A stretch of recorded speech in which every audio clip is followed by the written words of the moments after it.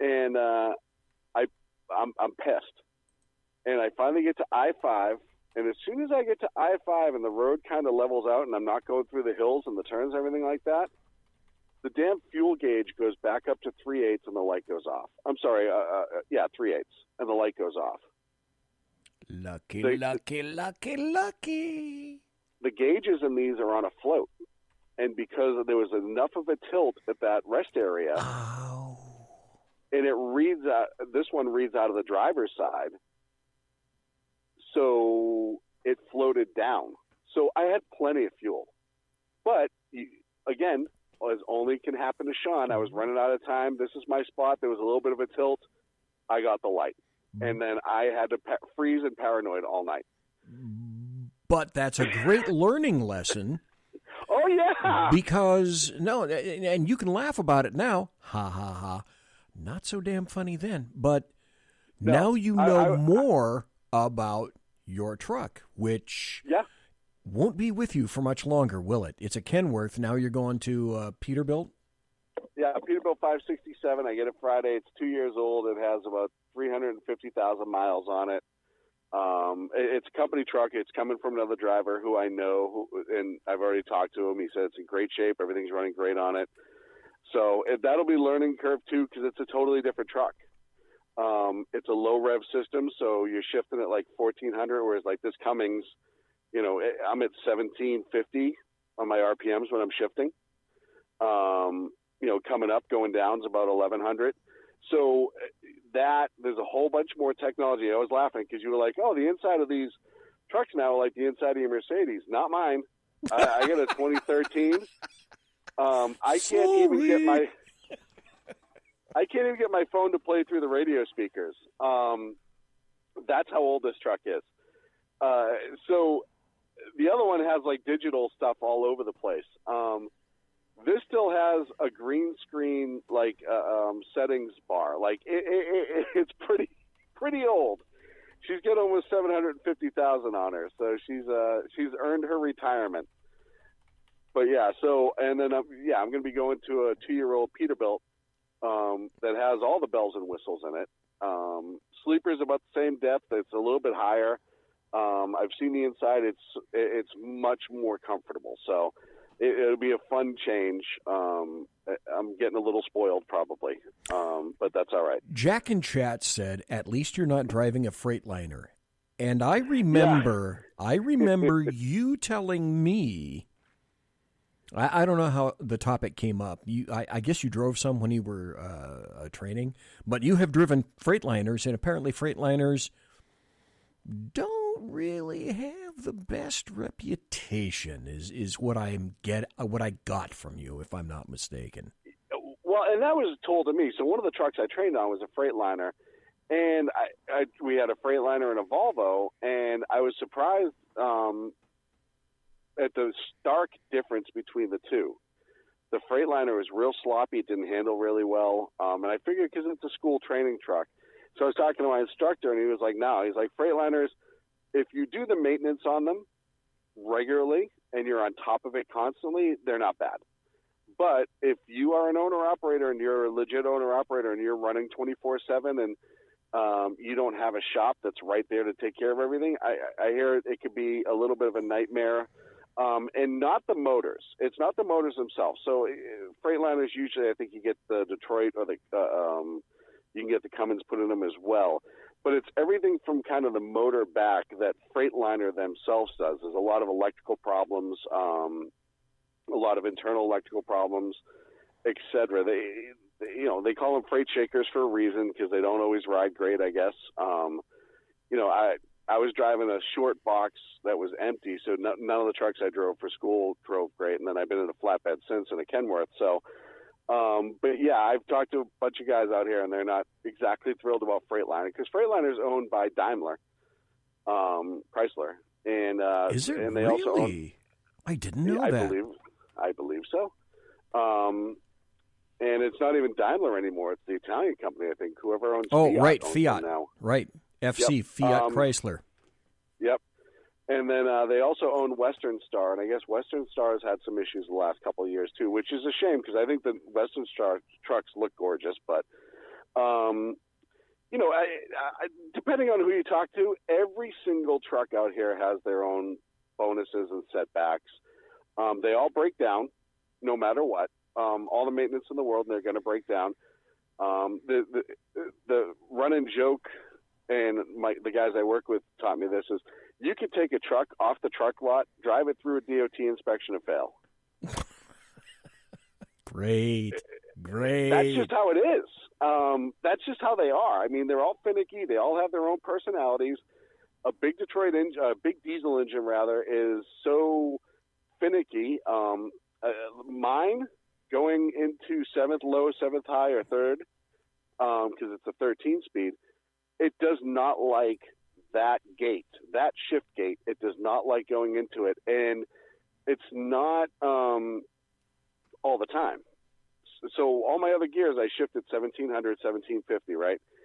Sometimes for that gate, I either have to be at 1500 or at like 1875 before it'll slide in. Other than that, it'll fight me the entire time.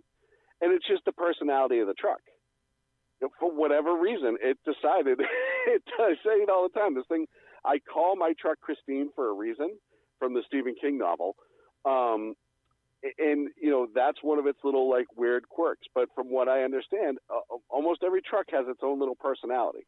You should have called your truck Demi for obvious reasons.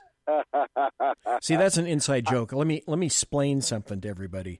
Demi was the SHR Media cat, who's a calico, a female calico. Well, dummy, all calicos are female.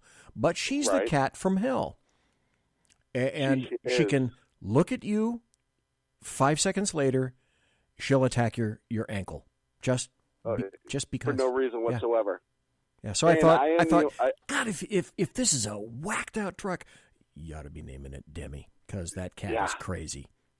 Except the funny part is I'm the only human she tolerates for extended periods of time, which is really weird. Here's something else that's weird: the top of the hour break. I'm going to hit the top of the hour break, whether you like it or not, Mister. Okay. Come on. Okay. Conservative media done right. You're listening to the SHR Media Network. I paid money for that. Anyway, we're continuing with Sackhead Sean. It's the bottom of the hour break. And we're talking trucks and trucking. If people get into trucking for the first time, do they last? No. Again, this is my limited experience in talking to people, but it's a high turnover rate because, you know, I'm sure it's better on local runs. Like if you're working for, you know, Coke, or actually maybe not Coke, the guys who sling soda and beer, those guys work their ass off and they make their money because, trust me. But, you know, if you're doing a local thing where you're like 7 to 5 or something like that, you're home every night, the turnover rate's probably a lot lower. The pay can be questionable at times. Over the road, like I am, and I'm an easy over the road. I'm out 5 days and I'm back 2 every week. But even us, we have a high turnover rate at our company because there are people that will, you know, come to us with experience of flatbedding, but they do local stuff, you know, shipping from lumberyard to a job site or whatever. They go out over the road and they can't handle it. It's a different lifestyle, and you have to get used to it. And like I said, I was fortunate that I had a lot of information preloaded into me about how the road kind of works, or just when I shut down somewhere, I'm pretty much by myself.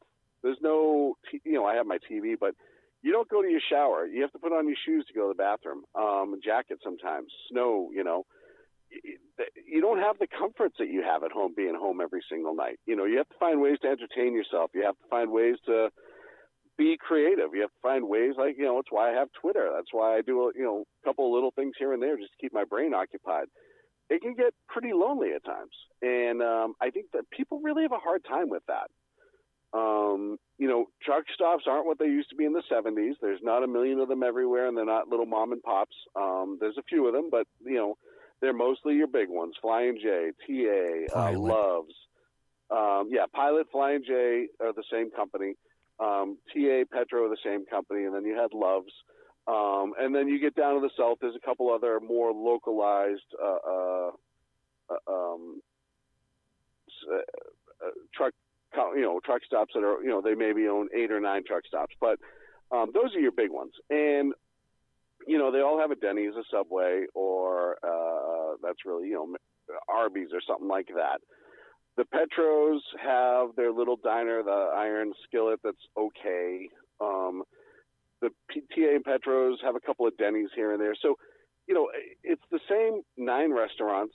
It's the same 3 truck stops. Because of whatever reason, truckers don't talk to each other a lot in the truck stop. I try to engage with people. A lot of people have their dogs, and if I see a trucker walking with a dog, I'm petting the dog. And I tell them all the time, you don't have to say shit to me, but I'm petting your dog. So you just have to learn to kind of deal with that experience. I've been out 6 months.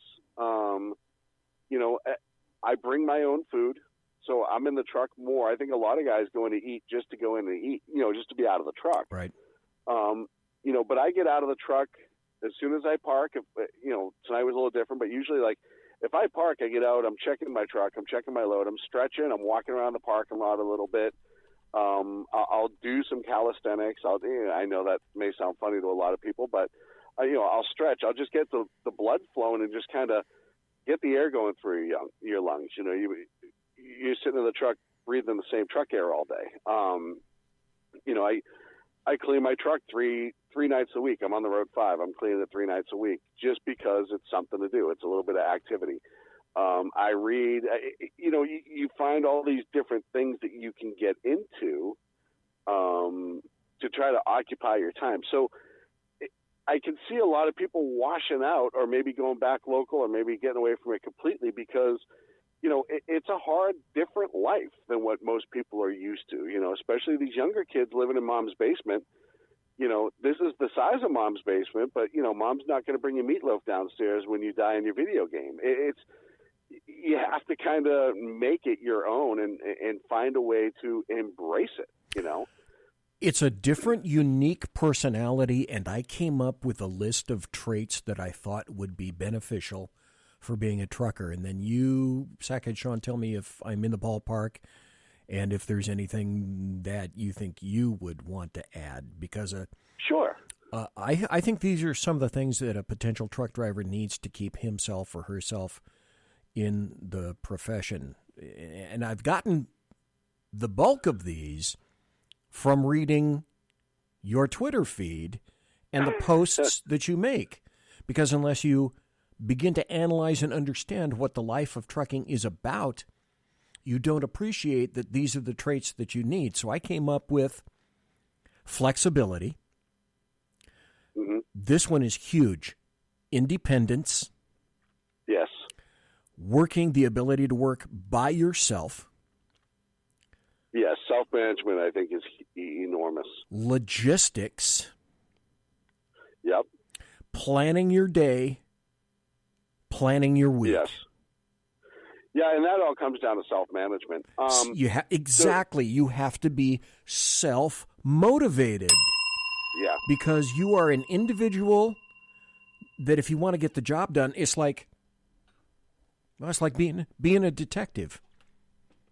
Yeah. One of the first things I found out is unless you're a self-motivated individual, you ain't going to make a good detective because there's nobody over your shoulder. Your supervisor isn't watching you. Your mommy and your daddy aren't there. The radio's not dispatching you to your case. Exactly. The case ferry still drops cases on your desk every damn day, whether you're there or not, on vacation or weekends. You have to be independent, self-motivated, and a great logistics manager. And I think those are some of the things that are required for being a trucker. There's so much more that goes into trucking than just get in the cab, sit in the seat, drive the truck. Well, they call those guys steering wheel holders. And I was taught this early, and you see it. There are guys that are steering wheel holders, and there are guys that are truckers. The guys that are truckers are the ones who, when they get out to fuel, they set up their fuel pumps, and then they're checking their motor, they're checking their load, they're checking their tires. They're not just sitting there watching the numbers go up. They're making sure that their equipment is ready to go the next 300 miles, 500 miles, whenever they're going to stop again. Whereas the steering wheel holders, and you see them at a lot of the big companies, they get out, they put the fuel tank in, and they lean against the truck. Go to the box, go to the refrigerator, get the cheese. Right. And that's exactly what it is. And then, so planning your day is huge, too. A lot of those guys, they wake up, their routes are already planned from dispatch.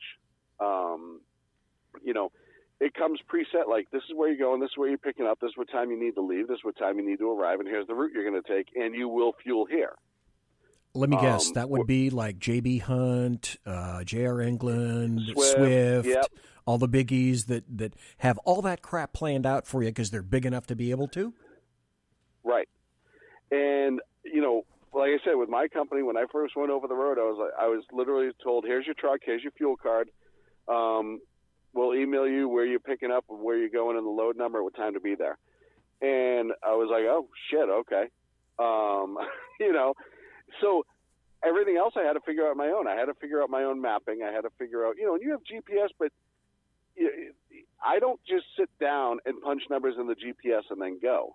I sit down, I'll pull out my my street atlas. I will look at the route that I'm going to go to because I do better mentally like that. So if I have to change direction in the middle of it and I can't stop and reset my GPS, I at least have a decent idea of where I'm going, right? I'll take out Google Maps and I'll do a street view of the place that I'm going. Is it big enough to get a truck? Is it a construction? And, that's the other thing. Unless you've been someplace before, and it's like trying to... Where do you put an aircraft carrier? Right. You don't just pull it into any old harbor. Yeah. And you get to some of these construction sites, and, the guy who's a carpenter will be like, oh, no, you guys have fit there before. Well, that's bullshit. They just don't want to drive the grade all back and forth 1,000 times. So, you look, and you're like, yeah, I'm not going in there. And they're like, why? I'm like, because I can't get out again. Like, legit. Well, other drivers have done it. Well, they were better drivers than I was. And that's not me. You're going to have to come out here with the grade all. Even though I don't see any more product back there and there's no tire marks, but you can tell me whatever you want. Liar. My law enforcement skills kick in every once in a while in those situations where I know somebody's bullshitting me. So that's the other thing is, so you look at all that, you plan that out and be like, okay, well, if I'm driving X amount of miles or I have this, like yesterday, today's a load day. Yesterday was a full drive day. I drove a full 11 hours. I had already planned on where I was going to fuel, where I was going to stop and eat, and probably because I'm this crazy, I know where I'm going to stop and use the restroom. That one's always variable, just depending on water intake. But, so at least I know, okay, I should make it to this place by this time. And because it's not an unload day, I knew I technically could have turned the keys and drove for 11 hours and then found somewhere to stop, and it would have been just the same. But, if you don't have a plan and if shit goes sideways, you don't have anything to work off of. And, shit goes sideways. Today I was going to go down 97 all the way down to K Falls, Klamath Falls, and then grab 395 essentially. A couple other roads in there, 44, but whatever, 395 into Susanville and then to Reno until my DPF started acting up. I broke down once out on 97, and I had to wait 3.5 hours for a hook to come out. And I said, nope, I'm not doing that this time. At least I know the majority of I-5 down to 89 at least. If I break down, I'll get help there a lot quicker. So I ate the 45 minutes to come back to I-5 or an hour, just knowing that, if something should go tits up on this truck, I have a better chance of having somebody qualified there to work on it quicker, or at least be towed somewhere quicker. Folks, we're talking to Sackhead SHAUN, former owner of the SHR Media Network, where I am broadcasting now, except the studio now is in South Sacramento instead of downtown. We're talking about his new occupation as a professional over-the-road truck driver, and it is, of course, my privilege and honor to have worked with him and to talk to him tonight about a job that is absolutely critical to our survival as a nation. So I want to pivot here just a little bit and get into some of the very specific issues that I wanted to talk about that I put on social media. Oh, speaking of social media, the other thing I want to mention again is Sean's social media site on Twitter, where you can find him. Good fun here. A lot of good fun and insight. You can find him on @Greenhorn_Trucks. @Greenhorn_Trucks. A great Twitter feed. So let's get into some of the crux of the biscuit questions. So let's start at the start. Everyone says there's a driver shortage, and most people are saying that. What say you, Sackhead Sean? Is there a driver shortage? I believe so. I have been no less than 10 times in the last 3 months, especially. People have tried to headhunt me. Really? You like work for those guys? You're not a flatbed? Well, we'll pay better. We'll do this. We'll do that. You know, the company I work for is great. I, like any other company, I'm sure there are things that they can do better. But my pay is really solid. So you'd really have to talk super high numbers to get me out of it. But I have more business cards that I've thrown in my bag. Out of those 10 times, I will say that I count Walmart as one, even though it's probably 5 different drivers that have come up to me. Because Walmart, their drivers get a huge referral bonus, so they're trying to get everybody they can. They get like $5,000 if somebody stays past 90 days. Walmart pays a ton of money. It's proprietary. You only do Walmart loads, and you're run by Walmart. You're not like contracting to Walmart. And they pay well, but there's a lot of idiosyncrasies with Walmart. You can't talk on your phone. Even if you have a headset, Bluetooth, wireless, whatever, can't talk on your phone. They changed that. Now, if you've worked there an X amount of time, you get like an hour a day. Well, that's not really good when you're on the road and you have young kids at home like I do. You know, I get 2 young kids that live with their mothers that I talk to usually once a day, sometimes more. You know, so it's great for some people. And they do slip seating for the first year where you're always changing trucks, whatever. But I guess my point is huge shortage. And it's really funny because when I was in school, the instructor was telling me that even through COVID, every class had been full. So I don't know. I think what happens is a lot of people get out here, they realize that it isn't what they thought it was going to be, and they go somewhere else. I got an article that I want to read you. This is from, where this is from? Oh, Vox. Interesting that I found it at Vox.com. It's called Where Have All the Truckers Gone? Pandemic supply chain disruptions are exacerbating a years-long trucker shortage. So this has been building up for quite some time. This is nothing new. But I want to get your reaction on the first paragraph here. The thing Mickey Weaver hears most from prospective truck drivers is that they want to be home every night. The second thing that they want is money, but he says it's funny. A lot of people are willing to sacrifice the money to be home daily, but that's also a big ask. He says, I can go out and I can get you money any way you want it. If money's all you care about and you don't care about where you're driving or where you're going, I got 40 ways from Sunday to hook you up on that. Mm-hmm. So that's... I think that makes sense, though. Is that kind of the crux of the biscuit? Well, and I think so, too. I think, the old school truck drivers, they'd be on the road for a month at a time, in their little coffin sleepers and their cab overs in the 60s and 70s. Is you have these mega carriers, and the other thing that you have is the LTL guys, the less than loaded guys, and they're your Saya, Old Dominion, guys like that, where they're running... they're picking up 3 of the pup trailers and they're running them to this distribution place, that distribution place, and it's usually packages or whatever. Those guys are usually home every night or every other night. They'll maybe run 11 hours, drop their trailers off. Somebody will come down, pick up their trailers. They'll sleep and then wake up in the morning and take 3 more trailers back. And they'll sleep in a hotel or whatever. You have those options out there, but you're starting to see, and I noticed this before I even became a truck driver, JB Hunt has like final mile. They've gone to intermodal, which is, taking it off a train or off a ship and putting it onto the chassis. Right. TOFC trailer on flat car. Yep. They have their long haul division, and their flatbed and stuff like that. but you could see them like trying to make and regional, which is usually like 5-6 states or whatever at a time. They call them the Western 11 on the West Coast, but you could see them trying to make the time people are on the road less. And I think it's hard. I think, if you're a young person and maybe you have a couple of young kids and you're trying to get into a new job or a new career, it would be hard-pressed to say, hey, here's $50,000 a year, but you need to be on the road for essentially 10 out of 12 months. Is the pay going up a little bit? Yeah, you could see that. The hiring bonuses companies are going right now. I joked a couple weeks ago that I should take a leave of absence from here and jump from company to company for 90 days each and get all the hiring bonuses they're offering because they're throwing out money like crazy. They really are. They're throwing out money left and right to try to get drivers because,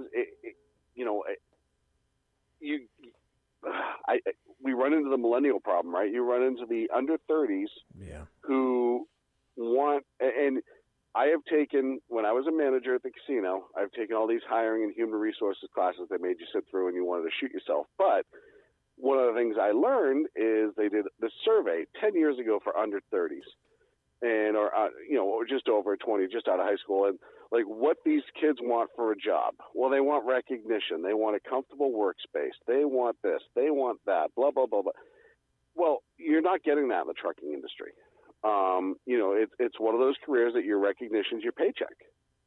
Nobody's going to tell you a good job.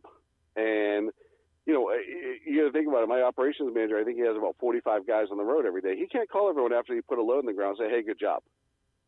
And nor should he be expected to. Yeah, because his hair is going to be on fire back at the, meanwhile, back at the ranch.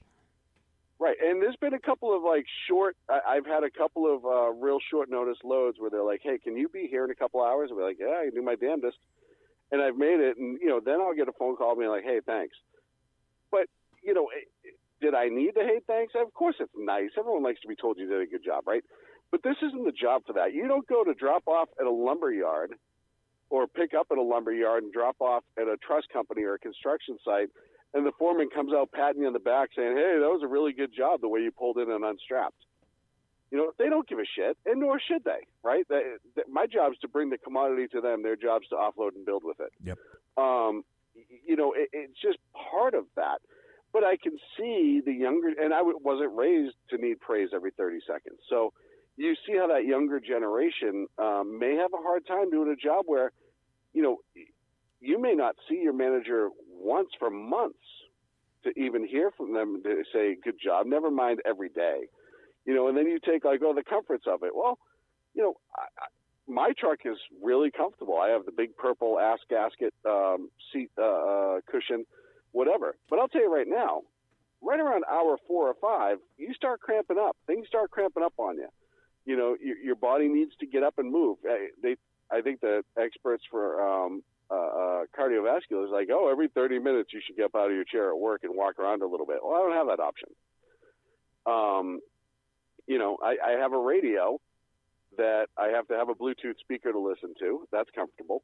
It's just not a comfortable job. It's a job where you need to be a grinder. You need to have a personality of a grinder, somebody who can just go at it every single day, like ready to fight, kind of fight the truck, I'm going to do this and I'm going to win today. And, if you don't have that mentality, I don't think you're going to survive at all. Which is really funny because I see that so far.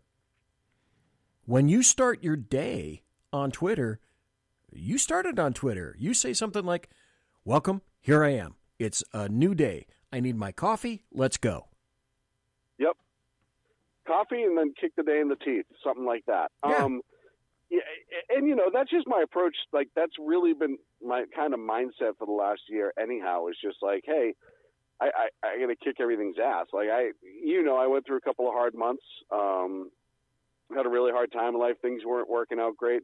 It was a really bad spot for a while where, you wonder if, is it ever going to get better? Is that place. So one of the things that I did to change that is, I wake up every day, except for my days off. My days off, I don't worry about kicking anything in the teeth. But I wake up every day and I'm like, all right, I'm going to kick today's ass because if I don't, it's going to kick mine. And I have adapted that to trucking, where it's just like, all right, I'm going to kick today's ass. It's the weather's shitty. I'm probably going to have to chain up. I might have to tarp on top of a frozen load with it snowing and icing, and I'm going to win. And if you don't have that mentality, this job will beat the shit out of you. It's repetitive. There's a lot of long hours of just staring out a window. And if you don't appreciate what you're seeing out that window, if you don't appreciate what you're doing for yourself, if you don't appreciate, look, not to toot my own horn, and we could talk about what trucks bring to, I get a kick out of the fact that, like, hey, everything on the back of this truck is going to be somebody's house soon.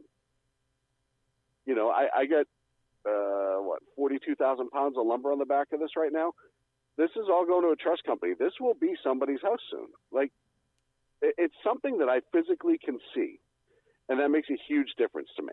On the other hand, you, as opposed to, I don't know, maybe some other truckers in different areas, you get to see some pretty cool ground. Absolutely. Some pretty nice environments. Yeah, you're on some small roads like 97 or 20 or something like that. But hey, 97 through Mount Shasta or Weed, gorgeous. Those are beautiful, beautiful areas. Pacific Northwest, those are beautiful areas. I've looked at your photos. They're gorgeous. You've got mountains and roads and grass, and you see stuff. You got to learn to appreciate it. Yeah, you see stuff that a lot of other people just don't get to see at all. I got a sound cut that I want to play about Canada because we're kind of running out of time here. Segue into Canada. So here's something, and I want to ask you about Canadians, and I know. I want to ask you about this when we get back because it seems like Canadian truckers are kind of setting the pace right now. They're having some issues that we're going to talk about at the conclusion of this. This is about, I don't know, maybe 2 minutes or so, but let's listen. On a Winnipeg street, a convoy of trucks and other vehicles protest vaccine mandates. Because it affects jobs, it affects everyone's truckers, farmers, you name it. Other convoys are headed all the way to Ottawa to protest new rules requiring cross-border truckers to be vaccinated. The Canadian Trucking Alliance says the vast majority of Canadian truckers are vaccinated and says it disapproves of protests on public roadways. Some premiers are weighing in. Is it just going to essentially have a negative result in us not being able to access the goods and services that truckers bring to our community each and every day? Alberta Premier Jason Kenney tweeted photos of empty grocery store shelves, blaming the mandate and calling for the policy to end. But the Canadian Federation of Independent Grocers says the trucking mandate is just one of several factors that might lead some Canadians to not finding all they want at the grocery store, along with labor shortages and extreme weather. Now, it doesn't mean the shelves are completely barren or anything like that, but we're already starting to see for some products where they're just not coming in time or we're not getting them in the quantities that we need. Come a couple of times and there haven't been garbage bags and spices. The spices are really low. Yeah, you feel it. So now I'm having to pick and choose. This Edmonton store is struggling with workers off sick and unpredictable deliveries. So if we were typically waiting 3 days on an order, let's give it 6 days now. The trucker mandate is extra pressure on a strained system, but there is still plenty of food available, says this expert. I don't think we're going to be running out of food at grocery stores. We may see some outages of certain products. He says consumers shouldn't panic or panic buy. That will only make things worse. Alison Northcott, CBC News, Montreal. What I'm discovering, Sackhead Sean, is that a lot of this stuff is very, very regional.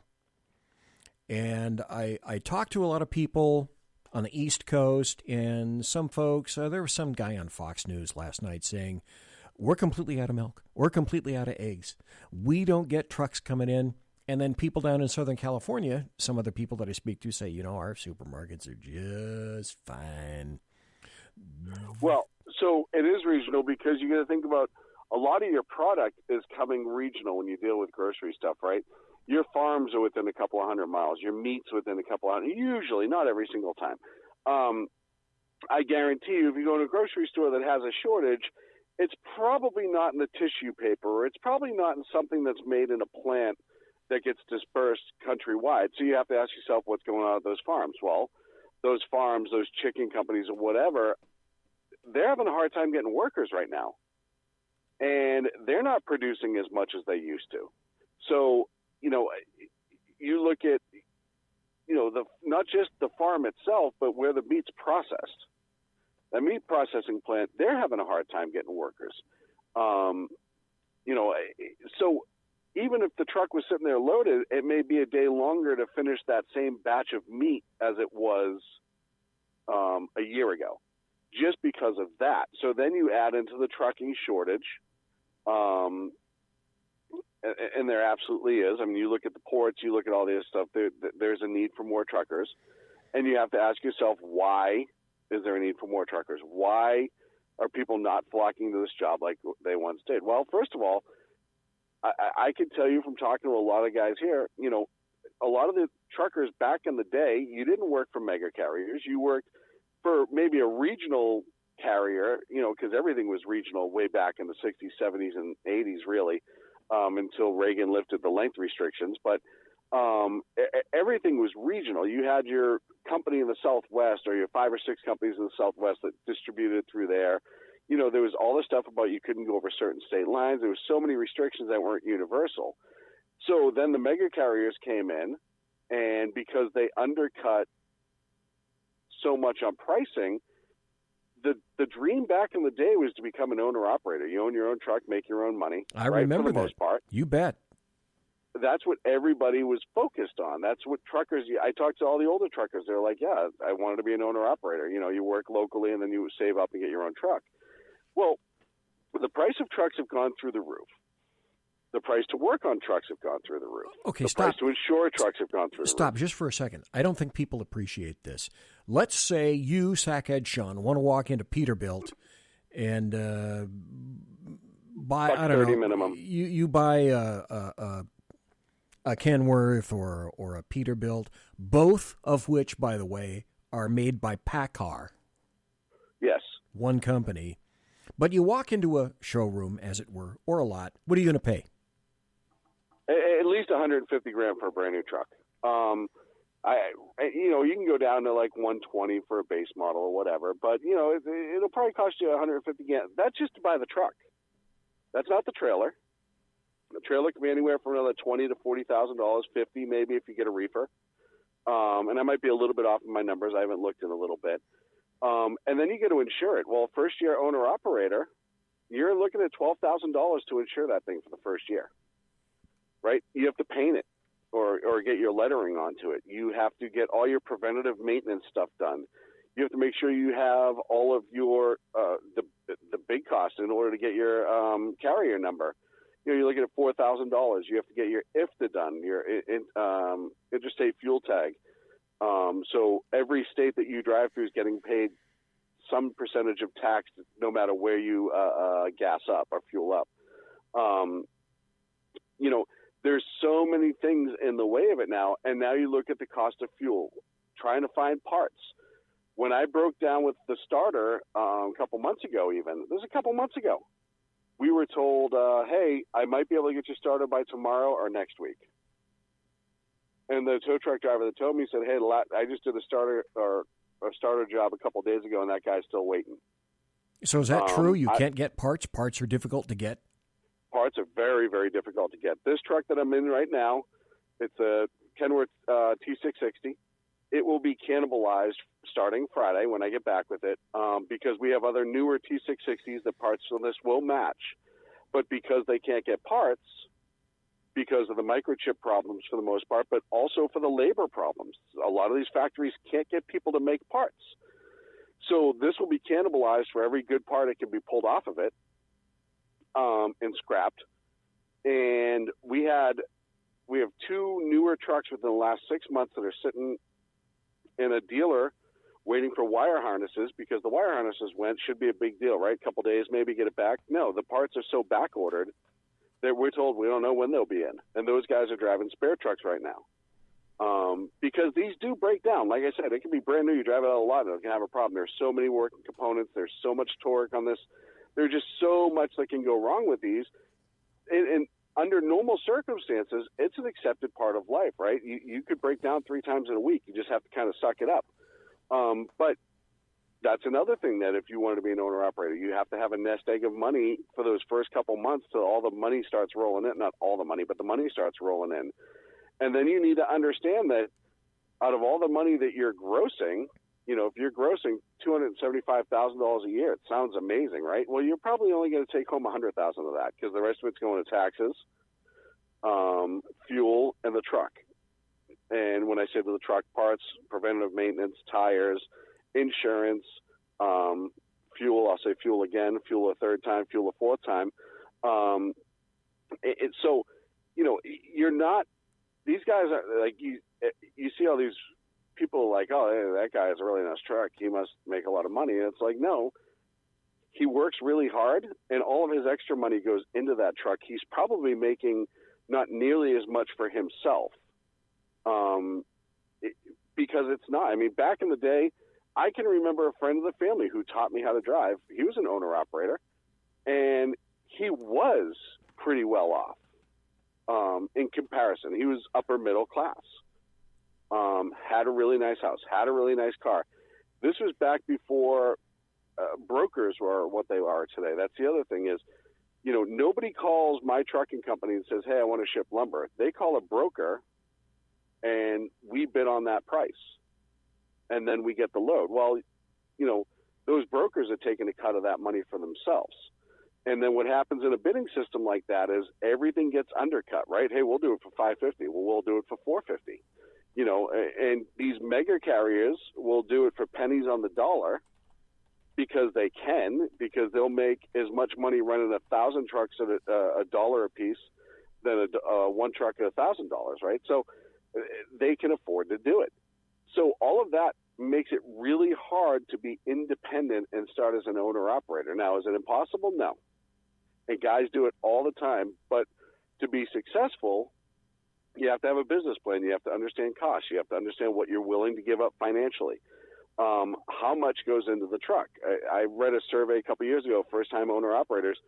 Even the ones that are experienced drivers still couldn't believe how much it costs to work on the trucks. So it's really difficult. So that's another part of the shortage is, if you're coming into this industry, are you going to be a company driver for $60,000 a year for the rest of your life, being on the road 10 months out of the year? How are you going to start a family? How are you going to buy a house? How are you going to do any of that? So you look at the supply chain issue, what they've done to the trucking industry is definitely affects that supply chain issue. Now you have the price of fuel, right, gone through the roof. Well, guys will tell you that it's like, hey, I could look at this load where I'll make, $800 just for a number. But of that, it's going to cost me $700. So why would I put that much wear and tear on my truck for $100? I'm better off leaving it sitting in the driveway. So you do have those people that are making that choice. They've made enough financially smart decisions where they didn't blow all their money, and they can sit and let the truck sit for a while, if they don't have a note or whatever. So that runs into the supply chain issue. And then you have to worry about offloading. So you get the product to the Costco or to the whatever. Well, offloading can take forever because those people have a shortage. So, it's easy to point to the trucking industry and say, well, everything's on the trucking industry. Well, no, a lot of stuff is, but it's because of what you've done to the trucking industry, and that's not even including electronic logs and all that other stuff.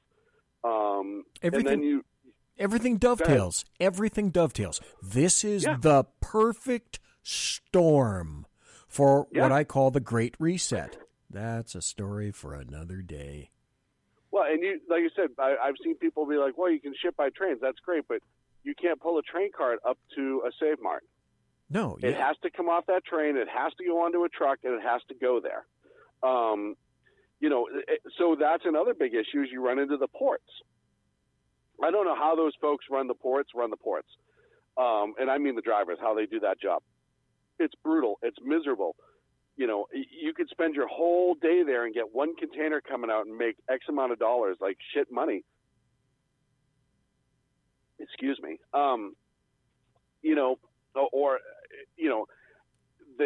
the ports charge you to pick up. They charge you to drop off. They charge the ship to do this. They charge it to do that. The longshoremen have loosened up, it seems like, a little bit, but for a long time they worked 7 to 5. They weren't working overnight. They weren't, and then they're getting all their breaks and everything shuts down for the break. So, you have all of these different things.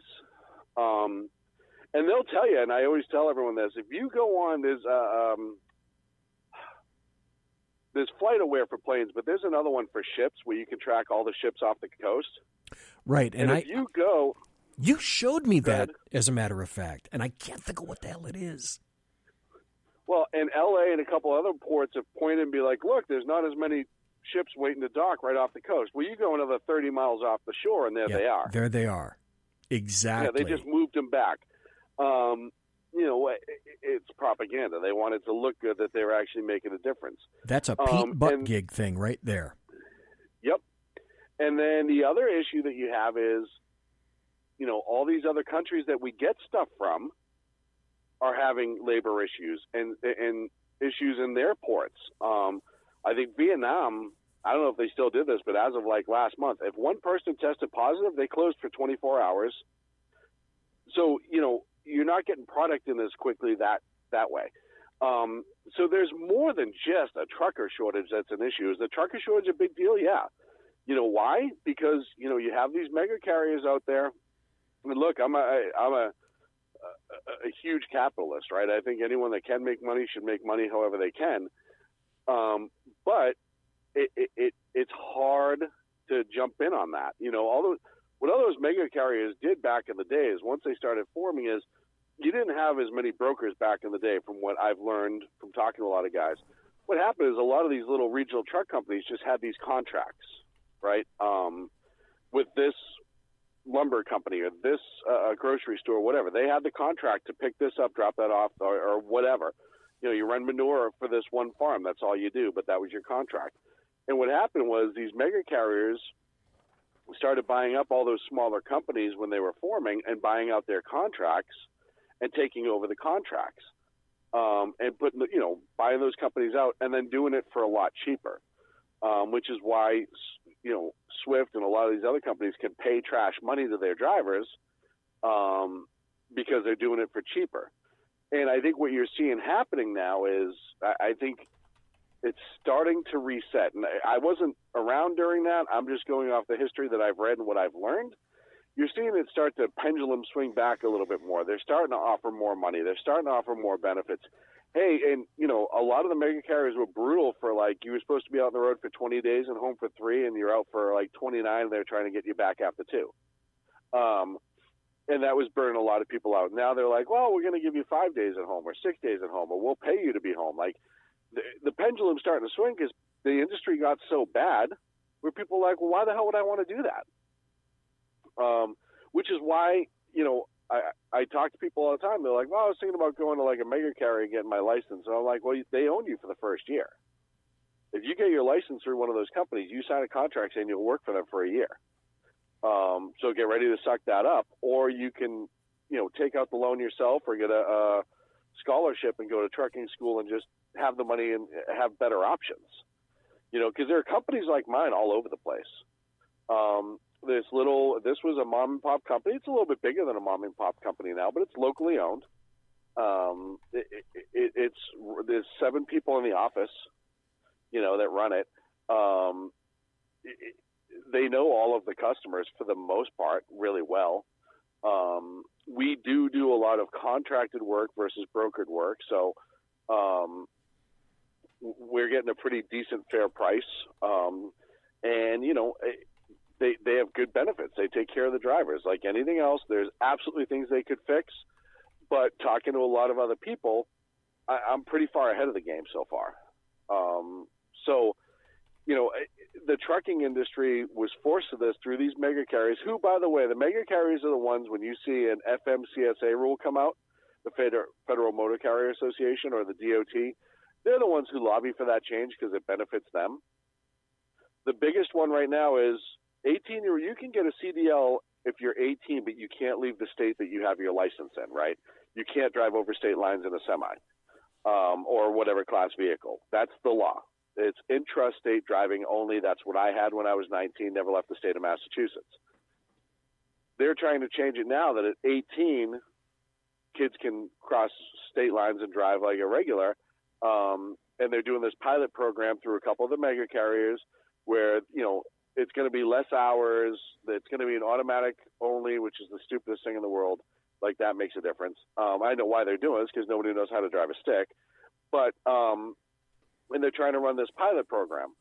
And the DOT and a couple other people, I'm sure Buttigieg and the other ones, are hailing this as like, look, we're trying to make this more accessible. We're trying to fix the problem. No, the mega carriers are hurting for drivers because they suck. And everyone knows they suck. And what they're trying to do is get an 18-year-old that they can pay trash money who, when you're 18, $45,000 a year looks like a lot of money, right? And get them in the truck. And even if they last 6, 7, 8 months, they've made the money off them that they need to make. Well, that's like airline pilots. If you're not a Navy or Air Force pilot going into commercial aviation, if you want to take the civilian mode into commercial aviation, you're going to get paid $15 to $16 an hour to fly a small carrier. You're a pilot. You're getting paid the same amount of money that Joe Schmo does. Go push the cheeseburger icon at me, and you're making that money in regional carriers in aviation.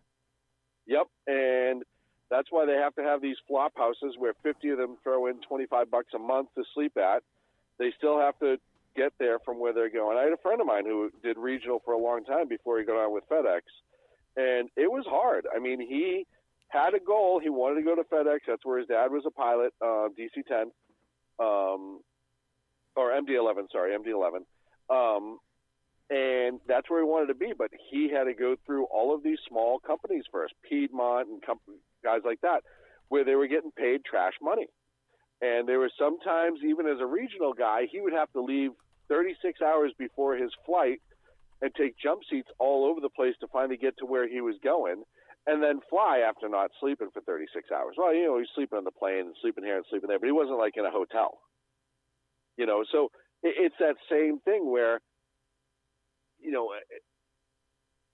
I blame the consumers. And everyone said, well, same thing with airline industry. You've allowed this to happen because you went to those companies just because they were a little bit cheaper. You sacrificed quality for quantity, and now here we are. And the same things happen with the mega carriers. Well, and that's why we're beholden to China. We're beholden to China because you like underwear that costs 59 cents. Right. The one of the funniest things is, what do you call, what does SWIFT stand for? It says, see what I fucked up today. Wait a minute. And that deserves... That's not mine. I just heard it. And that doesn't mean every single driver that works for SWIFT is trash. But what happens is they run you through like a 2-week driving course. You're with a trainer who, there's a whole bunch of websites that are driver trainer stories where you're living with these lunatics for 2 weeks in their truck. And for the trainer, most of them, from what I've been told, is because they're getting the mileage on the delivery, the moving miles. They're taking that student driver just so the truck is moving, and they'll go in the back and sleep and then wake up but they're not training the driver, right? And they can put out all the cute safety videos that they want and how they train and whatever. Talk to some of the people that went through it, and this is what they're telling you. There's also a very, usually trucking is a male industry. And I actually learned over the last couple of weeks how many females had horror stories trying to drive with male trainers. So you can see why a lot of females don't choose to get into it. Are there females out here? Absolutely. I follow a bunch of female truckers on Twitter. I've met plenty out here, but it's not even close. Now, you can argue about, well, it's not, it's just not the lifestyle that women want to live, and et cetera. And yeah, that does play a role in it, but there are plenty of women, I think, that would do it if it was a less threatening environment, right? And part of that is you have these mega carriers that don't have proper oversight over who's training these people. It's like, well, this guy's been here for 2 years, so he can be a trainer now, and he makes training pay on top of, having the truck rolling 24/7, and he's getting that mileage while that student driver's getting $400 a week flat rate. So it's definitely a lot of things that can be done better in the industry, but a lot of the problems come from restrictive rules, and those restrictive rules are put in place by the FMCSA and lobbied for by these mega carriers because they can sidestep them through X, Y, and Z, whereas the local owner-operator or the small mom-and-pop companies can't. JB Hunt, they can run a truck from here for 11 hours south and have somebody at that 11th hour ready to pick up that truck or that trailer and drive the next 11 hours and drop it off, whereas the owner-operator can only drive 11. He has to wait a day, so they can get it there a day earlier, so they bid a lower price. And it makes it harder. Does that mean that, owner-operators can't be successful? No. It just means it makes it harder. And really, if you're getting into this industry and your goal is to not be an owner-operator or specialized, flatbed's kind of specialized, and I make decent coin. I really do. I can't say that enough. But why are you getting into the industry? It's like, why would you get a job anywhere to just be at the bottom of the barrel, right? You don't want to do that. You don't want to be that entry-level person. That's like nobody ever grows up saying, hey, I just want to play AAA baseball, right? No, everyone wants to go to the show. Everyone wants to go to the MLB. Nobody wants to go to nobody wants to stop at AAA. It's the same thing here. It's like, I want to go to the show. For me, someday, I absolutely want to go to the show. I'd love to have my own truck and make my own decisions. And hopefully be able to expand and have more flexibility or whatever. If I don't want to go to work next week and I can afford it, then I don't want to go to work next week, which used to be more prevalent in the trucking industry. And that's harder to come by because they're making less money. And then you add the cost of fuel, the fact that you can't get parts, the cost of labor. These truck shops, I think it's like $110 an hour for labor alone. All of that's gone through the roof, and now we're in inflation. It's only going to get worse. It is only going to get worse. As I said, it's a perfect storm. A real quick, here's another thing that a lot of people don't understand. This just percolated around in my Stegosaurus-type brain.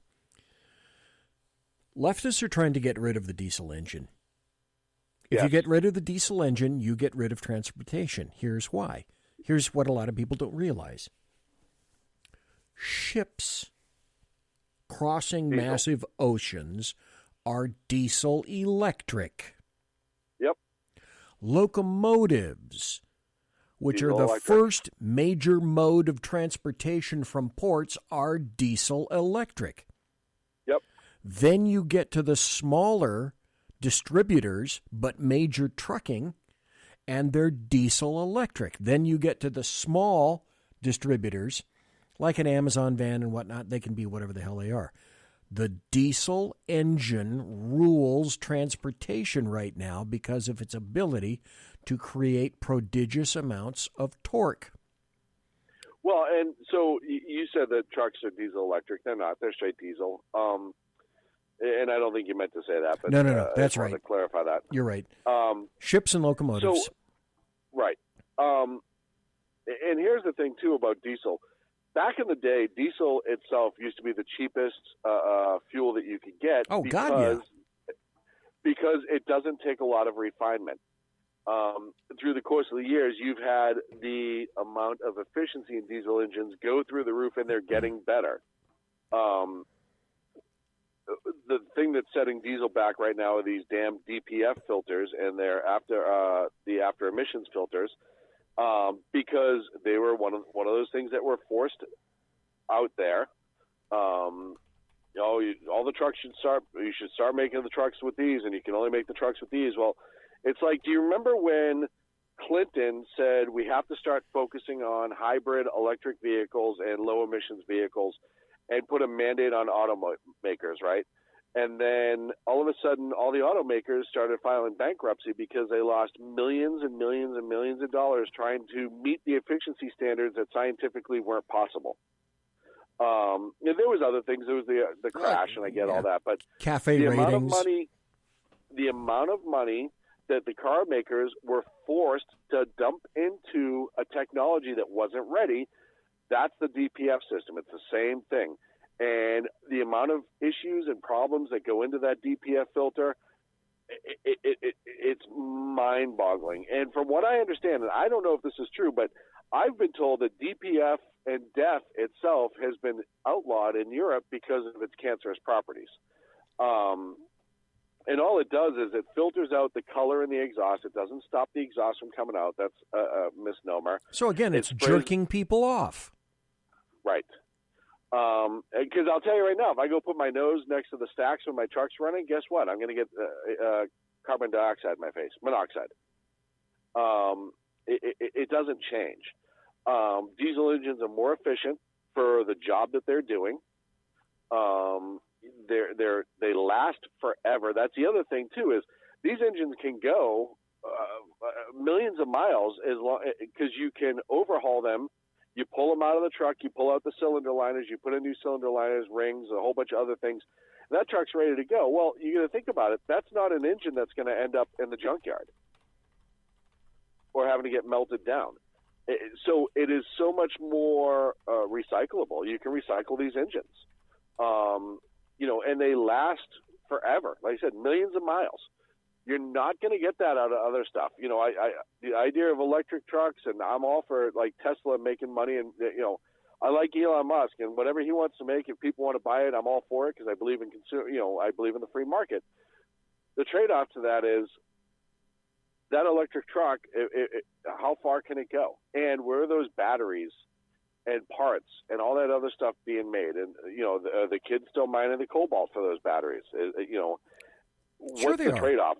Sure they are. We Nobody always cares. hear if we can save one life. What about the poor little kid who's sitting there being forced to mine cobalt for these electric vehicles? Like, yeah, while you're sitting in your red light, smug, thinking about how you have no emissions, just know that little Jimbo, died in a mine at age 9 trying to get the cobalt for that battery. How does that make you feel? Yeah, no problem. Yeah, I can preen all I want. I'm in a green vehicle.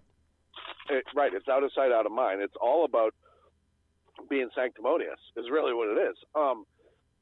So, will the technology be there someday? Maybe. I've said this before. I'll say it a million times. You don't have to force people to drive green energy cars or green cars or whatever when they become better than what we have. Once it becomes more efficient, better, and cheaper, you won't be able to keep them in the showroom.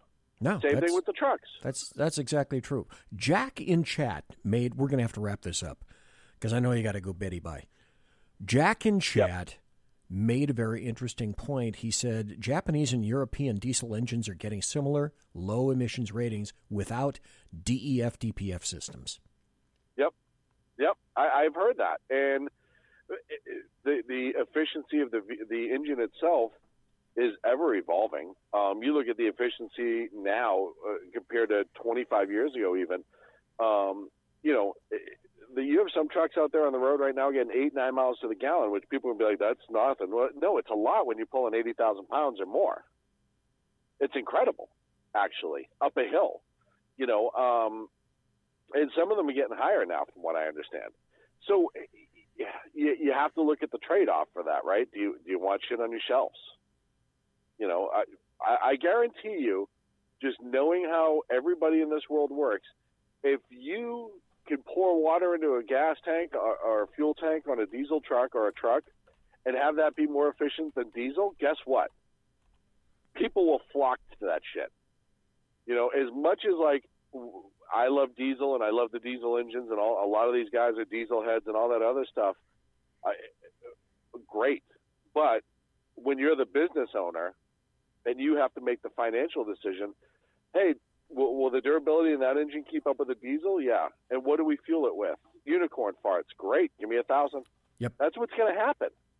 But that's the free market deciding it's time. It's not being forced to.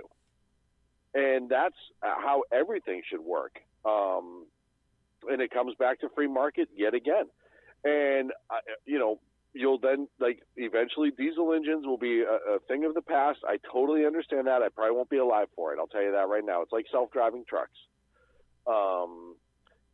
I don't think I'll tell you right now, the first time a self-driving truck hits a busload of nuns and their family sues the mega carrier that put that on the owner,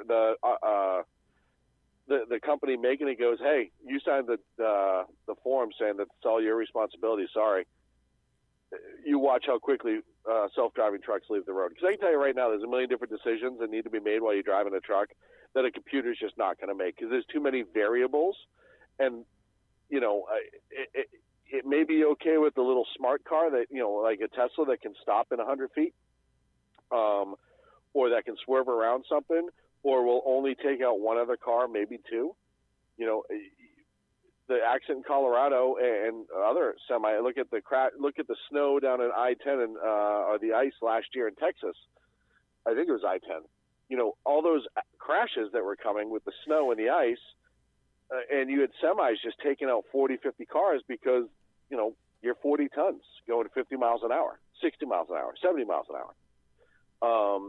So I don't ever see that becoming a thing, at least not in my lifetime. Never mind what you have to do during the trip to check the load, check this, check that, blah, blah, blah, blah, blah. So, but before we cut, I want to shout out to the Canadian convoy. Oh, yeah. Yes. And, all my friends up in Canada who I talk to on Twitter, Irish Pikey and those guys. And, I've been following this from the beginning. I know we mentioned it earlier. One of the things that I think that is absolutely awesome is that this ride is going all over the country towards Ottawa. And the news, and I put out on Twitter earlier, I said, hey, the Canadian media is starting to jump all over this and spin it. That's how you know they're scared, because 2 days ago they wouldn't even acknowledge that it was a thing. And now all of a sudden they're starting to talk about how horrible it is. And they have said, well, it's just anti-vaxxers. And it's like, and the whole point of that rally is the anti-mandate. A lot of those drivers are vaxxed. It's the mandate that's the issue. And we have that in this country as well. And they've already started the mandates coming in and going out of Canada and the U.S., and that's going to be a major issue with supply chain too, that they created. And, I think it's the most amazing thing in the world to see a group of people with their hearts in the right place, all from the same background, get together and say, hey, somebody's going to make a stand. And from what I've heard now, it's like 7 miles long. And it's rolling eastbound as we speak. And I wish those guys a ton of luck. I wish them nothing but the best, and gals. And I really hope they're successful.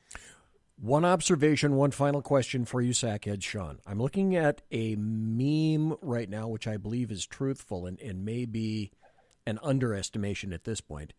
It's a photograph of a whole bunch of trucks. And it says, I don't think anybody can really grasp how big this is. Last estimates were 50,000 trucks. Yes. Not people. Trucks. 50,000 trucks. Yes. From every corner of Canada, rolling into Ottawa. For those people not geographically inclined, Ottawa is the capital of Canada. And staying put until action is taken. That's the observation. And one of the cool things that you've seen is the amount of support that they're getting in Canada. If you go through social media, Twitter, Facebook, it's on TikTok and a whole bunch of other things, every town they're rolling through, and they're announcing where they're coming soon, every town they're rolling through, they're getting people on overpasses, people on off-ramps, on-ramps, cheering them on. And you got to remember, it's Canada in the middle of January. It's chilly outside. Yes, it is. Just a hair. And, these folks are out there cheering those guys on and those gals on, saying, hey, you know what? A lot of Canadians are saying that you represent all of us right now. You represent the citizenry of this country more than the government does. And go speak for us. And they're supporting the hell out of them. I watched a video tonight of a kitchen, I don't know where it was in Canada, of a group of ladies. they were singing the Canadian national anthem, and they're making sandwiches galore, tons of them, for the truckers to hand out to the truckers so they have something to eat so they can keep going. You know, when you start sparking that grassroots, that's what changes reality. When you get to the point that, you know, what people are holding on to are against the government and something that's good. And not just against the government to be against the government, but against the government that's become tyrannical. And they're embracing the good and those people who are standing up for them, and the country is starting to rally around them. That is how you have a power shift. That is how you change direction. That is, look at this country right now, right? 2022 is going to be a land-based, right? Dems don't stand a chance, and they know it, which is why now 30 of them are retiring this year. Because the narrative with COVID is starting to fall away fast. We've seen the policies of the far left in this country starting to fail miserably. People's bank accounts hurt. People's paychecks hurt. People are just struggling more now than they have in years, and they know why. And they know who's at fault. And, you know, they're living in cities that were burning down and nobody lifted a finger to do anything. All of that sparks a change, and they know it's coming. And I would venture a guess that there's going to be at least probably 10 more Democrats who are going to decide not to run again. Oh, sure, because it's early. It's only January, for Christ's sake. Or February. It'll be February shortly. And I think in Canada, who their Conservative Party is not very conservative. Yeah, that's like the British Conservative Party. Yeah, it's liberal. It's diet liberal at best. I think you're going to start seeing more true conservatives start showing up in government because the people are speaking. And that is when you see actual change. Like I said, I applaud the hell out of them for fighting for their country. I applaud the hell out of them. And from what I've been told, too, is there's a lot of American truckers that have crossed the border that are driving with them. So that's good, too. Okay, that's my final question for you, though. We see this is happening in Canada. We know why it's happening in Canada. Is there a like reaction that you're hearing from truckers in the U.S.? That I am hearing now? No. Do I think there's a lot of wait and see? Yes. But you got to understand, too, that, you know, Canadians and Americans are cousins. You know, a lot of us literally, but also metaphorically. But we grew up in the same house, right? We both were once owned by England and kind of got our independence from them. Canada has run further left in the last 15 years than they used to have been. They used to be a much more conservative country. But we still share a border. We still share a lot of the same lifestyle, right? We share a lot of the same customs, and we share a lot of the same beliefs. And I think that this message is going to go beyond Canada, because you think the Biden administration is not watching this? And they're watching the people start lining up, and maybe not Joe himself, he might be sleeping, but at least the people who handle Joe. They see the thousands of people starting to line up. They see the risk that it will bring, and how it. I'll tell you right now, I think this is going to make Trudeau look so bad. I think he's done after this. I think the truckers are going to get rid of Trudeau. That doesn't solve all their problems, but it's one of the big ones. Castro Jr. can go home. And I think it's going to send a message. I think Canada, the Canadian truckers, are sending a message internationally, to be honest with you. But you also look at what happened with Europe, and a lot of the mandates in Europe are being dropped. Why? Because the Europeans the last 2 or 3 months have started to revolt heavily against these strict mandates. The UK. You know, Boris Johnson just opened up the UK. One of the most restrictive nations. And he did it with the flip of a switch. Isn't that amazing? Like, all of a sudden it was fine. Yeah, amazing. And I know why. It's because Boris got caught partying at COVID parties with no mask on video, and that became he had to make a political move to cover his ass politically. But you look at Belgium, you look at a lot of the Danes, you look at a lot of other countries over there, and you're seeing vicious, violent riots because people are done. And I think it's a precursor, but a lot of people over here are saying, well, wait a minute, if they're lifting them over there, why aren't we doing it over here? And that anger is going to fester, and I think that you're going to see the timing before the mandates drop in this country are going to be so they affect the midterms to try to stop the bleeding on the midterms a little bit. So I would say probably March, so all those Dems can start running on the lifting the mandates and life is good again. And now that we're past it and we did this together, we can move on together, which I guarantee you will be some fucking Democrat commercial somewhere. And that's exactly, we fought together. We struggled together. We grieved together. And now it's time to go to the future together. And I think that's what's going to roll eventually over here. But it's strictly for political. It's the same reason why Boris Johnson did. They're clutching their pearls at the outrage, and they're going to be forced to act soon. Folks, that was Sackhead Sean. And he was here not just, we had originally spoken, he was going to be here for an hour. Then it turned into 2 hours. Now it's almost 3. Now it's an hour and a half. Now it's an hour and 10 minutes. So on the West Coast, which is where he and I both are right now, it's not that terrifically late. It's 10:41. Yeah, what time are you waking up in the morning? So I'll probably be up about 6 or 7. I don't sleep anyway. So thank you ever so kindly for being here so long, so late, because you're going to get nappy by. What time do you have to get up?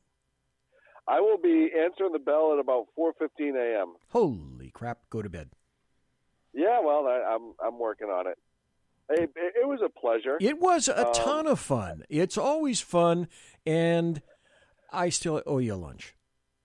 Well, you know, and I've always said the beautiful part about interviewing somebody who's been on radio or speaks publicly is you really don't have to do too much. Oh, no. Tonight I kind of gave you the night off. No, it was, let's see, I buffed my nails, I balanced my checkbook, I cleaned my fish tank. No, you know, you and I both talked about this. Easy. We said, you know, you get somebody that's done this before, and you just kind of kick back and you're going, this is an cruise control, easy interview, and all I have to do is throw out the occasional question once or twice, couple times, and the dude takes the football and runs with it. Well, that's why back in the day I used to have Dan Butcher on a lot, is because I all you had to do was give him one question, and you had 20 minutes. Oh, Dan? I could go God. Oh, Dan. I could go get a drink. Jesus. I could go make a cocktail, eat a sandwich, and Dan would keep it interesting and carrying it forward for 20 minutes without any help whatsoever. Sure, you could go out and mow your front yard. Come back, he's still there. He's still there. He's got you covered. He'll take care of you. So, yeah, it's always a